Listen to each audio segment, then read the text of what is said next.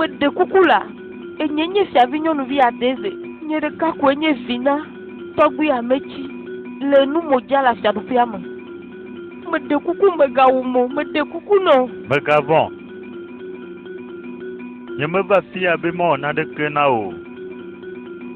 Voix Didi n'y be de tubouignac pour l'igna ma biacho bobé. Nao de kaklim. Bag bonye. Blue bonye, anya afui mama hodwa. Eye jinye. Anyi hodome. Va. Dasim nemiadu. Agbe vivi. Oh! Oh! Oh!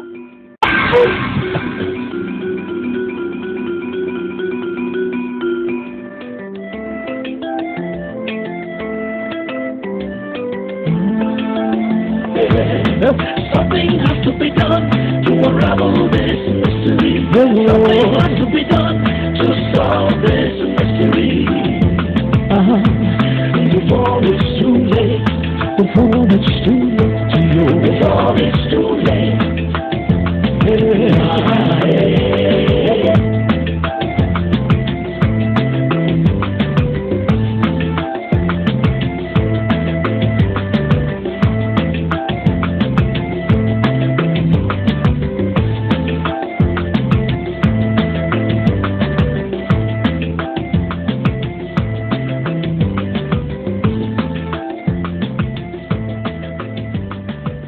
Bono yomve.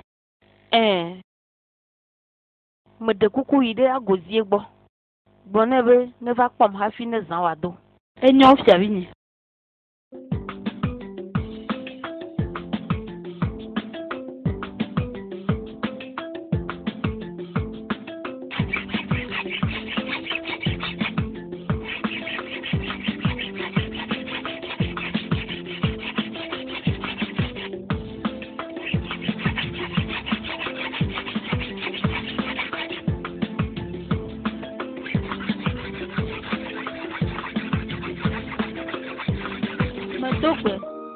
De kapu ngozie Amerika ine le dime na mnya peti abinyom dia.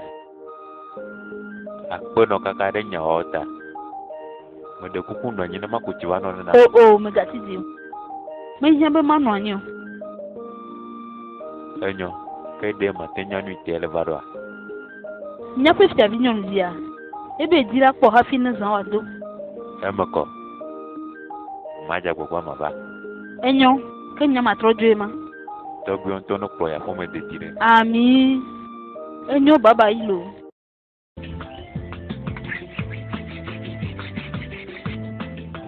me. Minya nu ya. Nyɔnu atente tugbe ale gbegbe. Vɔa ye ƒe dia.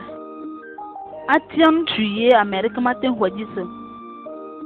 Kate nyama gblɔm do. Le nya biam ame abe wo ya ŋkue gbana wo ene. Na teƒe tɔa. Gblɔnam lo. Nukpogbu ene le dzɔdzɔm kɔa. Wa me le ɖeke titi kpɔma. O. Enya wa le mu. Nɔte. Ne ma gbɔ nya ŋutɔ nɛ. Nɔte. Tukaka ga eme ye. Ne ƒe fiavia. Kpɔ agozi ye yi ne nya de la. Ye wo dze lɔlɔa. Ɖoko wo le wɔwɔ ma be ame yi ne megale ɖokui me nyuie ɖo ne. Wudzu. Enya wa le mu ŋutɔ. Fifia menya be agozie. Ye le megbe na fiavia ƒe nukokowo katã. Doa edze ɖeka. Fɛn le si.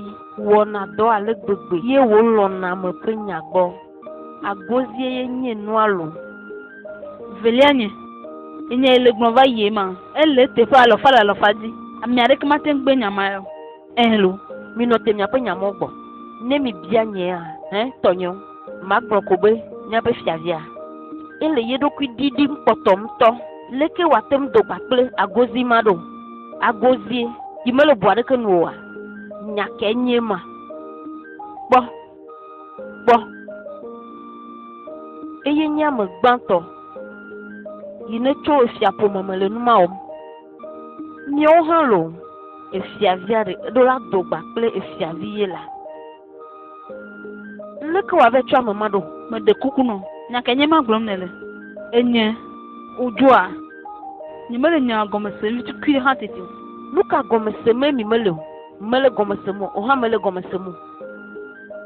Mebena ɖe amea ɖe efiavi ye wònye. Efia nu wòɖo la wɔe. Menye kpakple ame mɔ.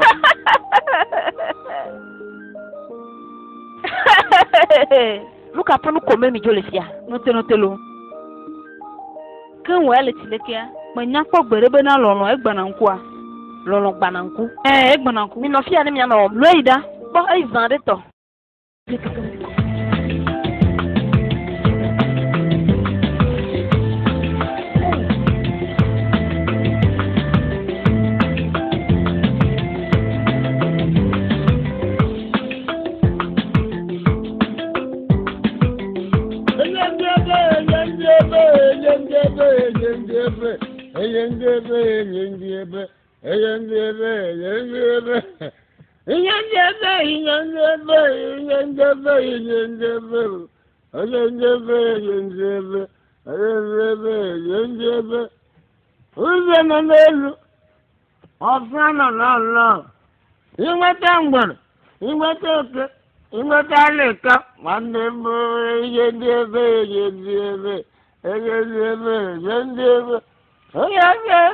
Hey, Bafia.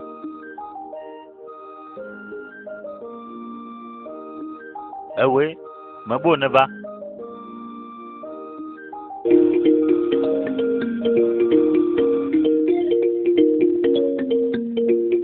Ma bonne me le file toi.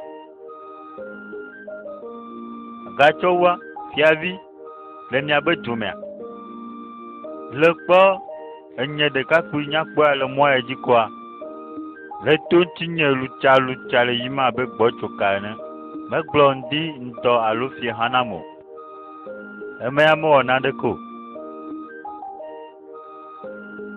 Le vevem abe fiasa me tɔ ene. Fia be ƒome me ne tsoa. Nyemetso fia ƒe ƒome me. Vɔa menye dɔtsɔvi le fiasa me. Enyo mese nyo agɔme. Mese nyo agɔme no. Enya ŋutɔ ko le gbe ma. Dɔtsɔvi o, menye dɔtsɔvi o.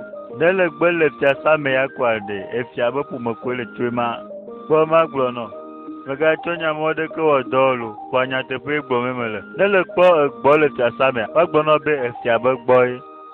Ne le kpɔ avuvi le fiasa mea, efia be avu ye. Eta nusianu le kpɔ le fiasa mea, efia be ƒome me wòtso. Ŋutɔ hã etsiwo nuna le fiasa mea, efia be ƒome me ye wòtso. Tawo hã efia be ƒome me ye le tso le fia ɖetugbui. Mabiɔ nya lo. Ɖe le dzesi fiavi ɔmaluku itso umudza le afiaɖoƒea.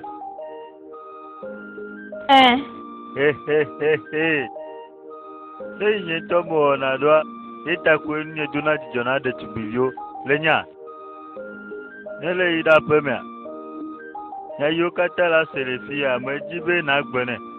Eme ko. Ba ha vie la je, ange me jaduna na wa je la clim de ke hi. Ye la non kuma pom ne hi. De quoi les ouais.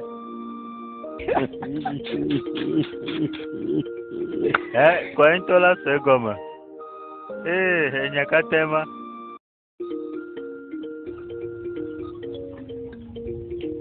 Me dobo servi bubuto. Di akoma boa. O servi ni o. Na mazipi manonyi.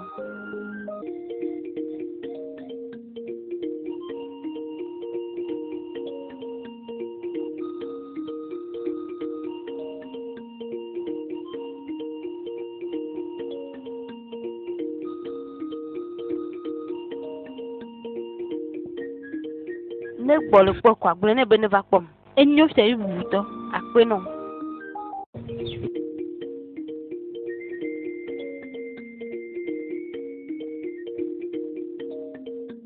Na kanton kuma nenye. Bolo. Enyele nyama biama. Ame kume menya le jibe ma di chofia ya kavie le konyema. Tonye dele mea achi okata ikpomne le fia de kento manwanyo. Alo yi mama hataya ka gbo he ma po boben kala tu han. Mi egbe viwa nusi anu kwa mi acho vi beble. Masuko kuina walo. Menu kokoko domenele na molo. Ejana meja komuka kaku.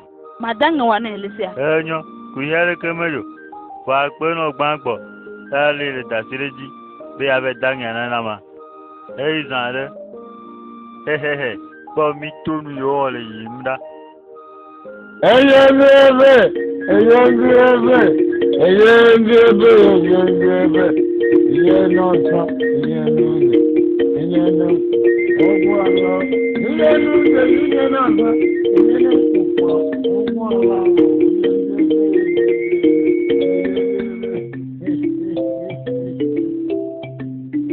Enya ingozi egbura ema. Servi ni. De kadejia. La. Egro nenema.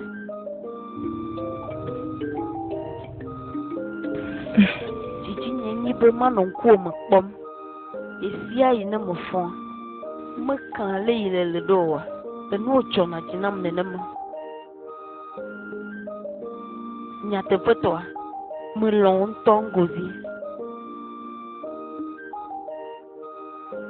Adeze. Akpono kakade alele wana namata. Le chonam abe fiane. Togwabe. Nada kete jimala sinyo. Me de kukuno. Me gano no fom nenemo. Nenye wa me no. Voile wona me ale gbegbe. Voi du ya me toa. Nku gbanao. Ale ile le vevi de do o metem le kpomo. Ame tohia de nenye. Adeze. Akpono kaka. De lolo ile do namata. Me swa po. Me chom tohia de vano. Natepea.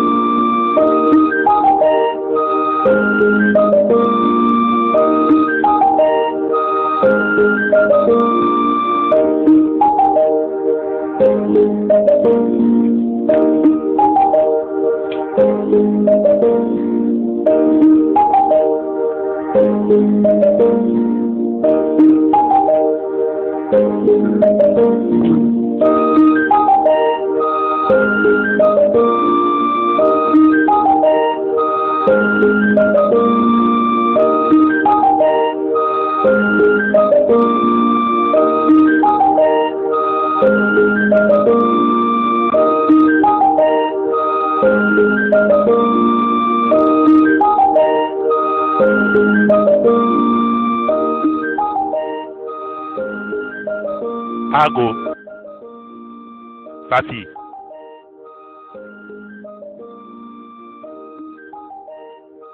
Togbi. Fika fiaviade. Dovide togbi wuto. Glon fi mo le na wa. Afi jojo a. O togbi. Ne trok baba. Glon ne be ne va pom. Enyo masi.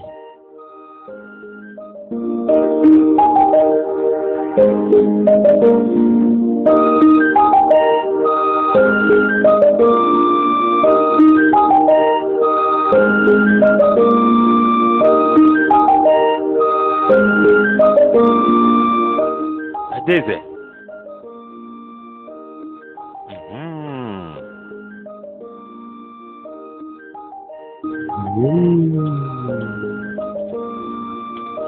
Enya pontolo. Mano dum de ko kaka do ko ma choi yome. Mo kpɔ be asɔkple nyui ɖe ŋutɔ. Mo lɔ̃ wò ale gbegbe. Ngozie. Maga nya be na ponu sugbɔ. Lɔlɔa. Lɔlɔ me do na wa. Maku kpɔ gbe do.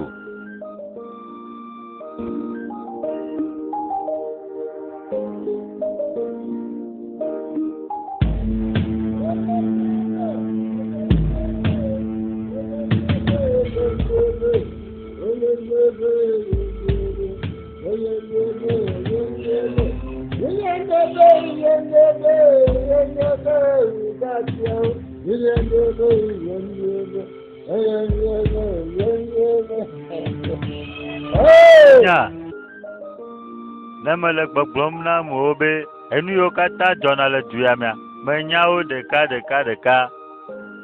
Ame aɖeke le kɔƒea me megalɔna be maɖe afɔ yi be aƒe mo. Ɖoa le wa katã gbɔ le akpadame me le. Kpɔm nyui ɖe enye Fiavi Ize, Inu Gbo, amewo tu, Hitso, Umudziala be fiasa me. Ɖe miate ŋu be da ŋe na tɔgbui bubutɔ bena enye via lɔlɔ̃tɔ gbɔ melɔ̃a nu lo wa eva ɖoa. Mabiɔ mi lo, nu ka dzi nye mi le ŋkɔ na? Wodɔ mi ya? Ye me ka dɔ mi?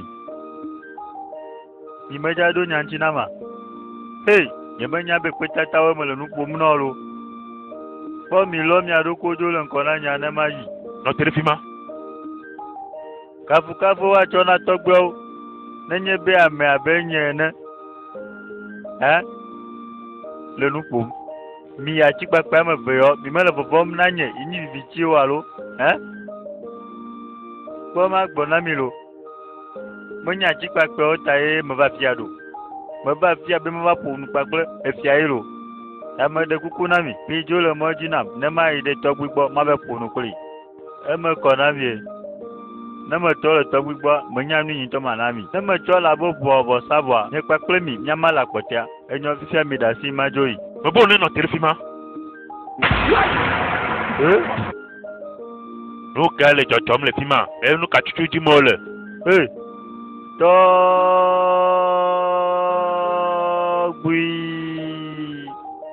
Tɔgbui, nanɔ agbe dzidzi.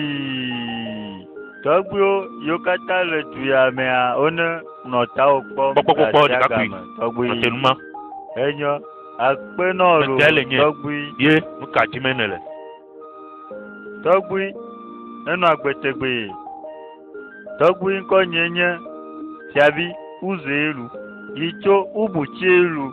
Nye ɖekae nye Fiavi ne tsi agbe le ahɔe ne dzɔa me. Meka ɖe dzi be ɖe ha akpala gã ɖeka yi ne tso míaƒe dua mea le nye nyui ɖe. Tɔgbui meva gbɔ tɔxɛ ɖe na. Kpɔkpɔkpɔ su nenema. Nyemedzi la se ŋuti nya o. Alo nya ɖeke o. Nu ka tutu dzi me ne le? Alo ame ka ye dɔn ɖo ɖa? Tɔgbui, ame aɖeke medɔm o. Nye tɔ dɔ ɖokui nye ɖo ɖa gbɔ. Esia. Tɔgbui, meva gbɔ. Be ma gbɔ nye le asi nya na wo. Tso ɖetugbivi wa ŋuti. Nuƒododo na mi ke nyi watɔ aha. Tɔgbui, medzi be ma la lɔ kpakple viwa. Rɔdo nya kɛ ma. Tɔgbui, ne dze ble o. Edzi ne ɖe gbe. Ne wa kaka nɔ. Eme kɔna wa. Ami. Tɔgbuiwo ne tre nu ma nɔ. Ami. Kpɔ ɖoto ɖeka pi ma gblɔ nɔ lo. Fiasa ya. Meɖo nya ɖeke eye maɖo nya ɖeke kple ahanumunɔ ɖeke o. Eme kɔ. Enyame ya menyo tɔgbi megagbɔ nyame ya ko nye hanumunɔ kesinɔnu itɔnye gbe daɖi nama eye ma kpɔ mene le tɔgbi etɔnye tsɔ kesinɔnu ya tsɔ nam eye hafi wa tsɔ nama tɔgbi nye tsɔ ne ha eye me tsɔ na tɔgbi nya ebe tɔgbi tsɔ ne ha etɔnye nye ahakpala gã ɖeka yi tso miabe duame ya me sia me dena bubu ŋtsi ye nye ɖeka nya me tsagbe le yi me tɔgbi do ame ɖo ɖa be woava wu mia katã. Nyakantɔ kum ye le asi o. Vivi hafi le ve ya nanɔ agbetegbe tɔgbi le nya. Nyawoe. Ahanumunɔ ta ɖeka ye menye. Le kpo nya ɖe asi nam. Tɔgbi ne ma tsɔ ye dzia. Mama mi dzo alo mama mi dzo. Tɔgbi le bo ne tsɔ mu dzo le fiasa mea. Enye gã ya yo do ɖe abɔta abe bebevi enea. Mɔnukpɔkpɔ gã ɖeka ye nye alo tɔgbi be ŋtsi va atrɔ va du ame lo.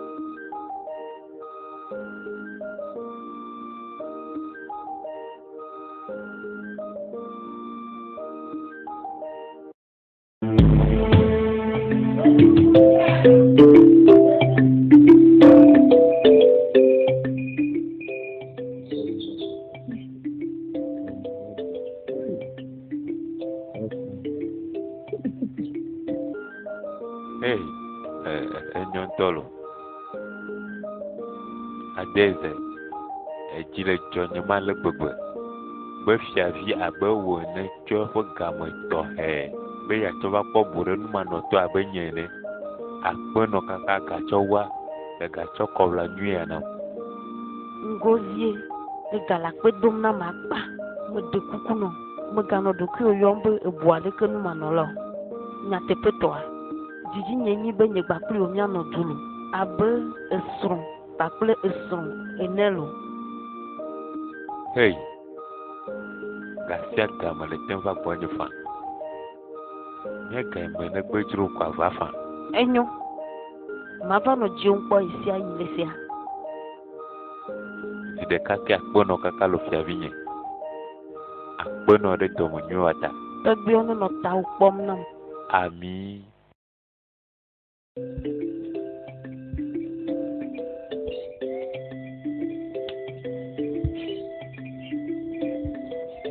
Ame nyui aɖe nenye lo.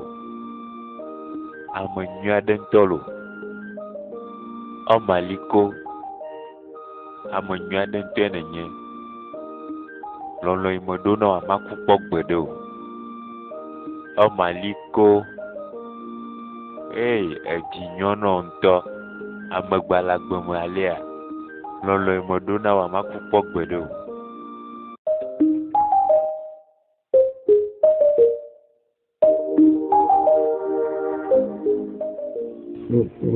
Agozie. Xlɔ̃nye. Agozie. Leke le fɔ̃ ɖo. Meƒe nyui ɖe sike le dzo yi. Mi nɔ tekpɔ woe. Le nyanu ya.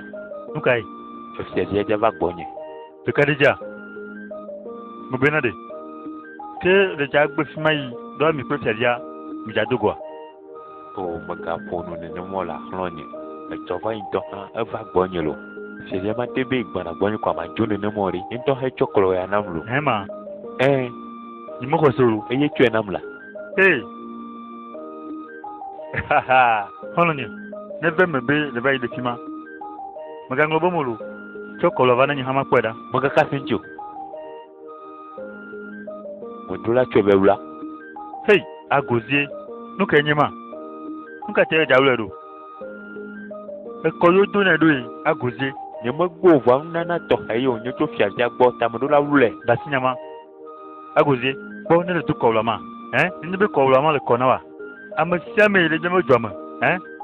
Woakpɔ do dzesi. Eye woanɔ bubu tsɔm nɔ abe fiavi ene. Kɔwlɔ ma yi fiadia tsɔ na wa. Eɖi sia ku be meganya me abe miawo eno le trɔ zu fia be ƒomemetɔ. Le trɔ zu fiavi lo. Nui le nye ma. Fiadia trɔ zu fiavi. Dunua kaba ne nye ma kpɔ. Enyawa le molo. Na mo le mia kpɔm le kɔ na ma woanɔ bunyom.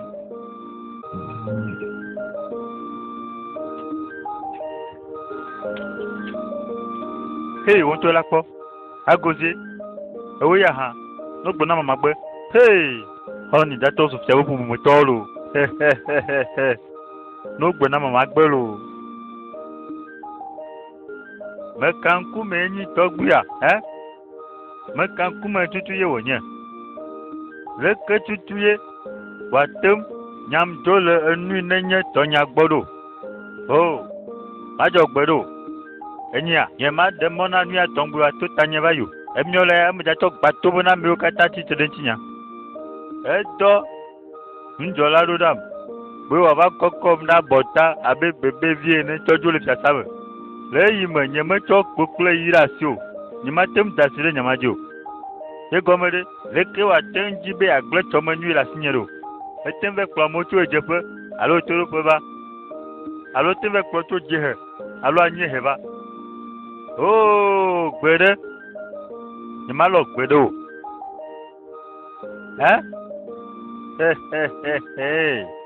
kafu edze na tɔgbuiawo kafu edze na tɔgbuiawo ne mele gbɔgblɔm na amewo be enu yi megblɔ alo nu yi dzi mele eve ne mea wobuna be medana ɖe akpa yi medo gbe efiavi nyakpɔkpɔtɔnye itso ubodzia la fifi hafi mekpe do dzesi be nu sia nu to dzinya eva ne me mikpɔ eya gave me na nke medo gbe nu ka dzi me ne le menya be ŋe medɔ ɖo ɖa wota ŋea nɔ nyateƒe va le nya ebuna be mele fefem ye aŋe ka ƒe nya gblɔm ye wole yewo nya ŋuti nɛ fiavi nyitsɔ yi ye le dɔn me gbɔna va ƒo me eva tsom le mɔ dzi ebe ma gblɔ nɔ bena yi le nyawo gbɔ lɔm wa nyi mekpɔ be nya ma le vevi ɖe ne ma va gblɔ na wo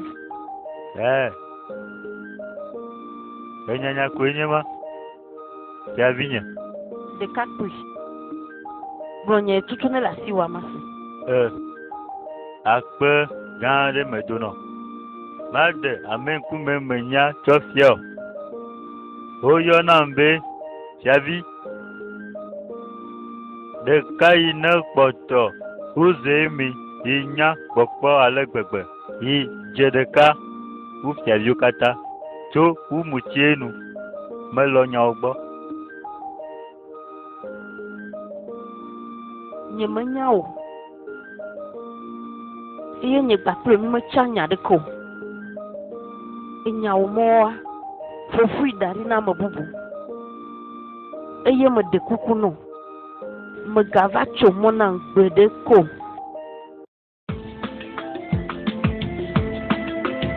yoyi fa ne le yi ma nɔ nyanya ŋuti bum kpɔlo doa enya yi ne dza nye ya nye medza da asi ame aɖeke o woaxɔ nu nye tɔnye le asi nye o dzakpata ye be ɖeviwo womenya ku o nye ma da asi ame aɖeke o ame aɖeke ŋutɔ o lo wòava trɔm toe mo doa mɔnu kpɔkpɔ ya si ɖeka ko nye na va na ame ma gbe me ta nye medza da asi le ŋuti wòato ŋuti nye ava yi o. I rise, I see the light. The sun is bright, and a voice telling me it's alright.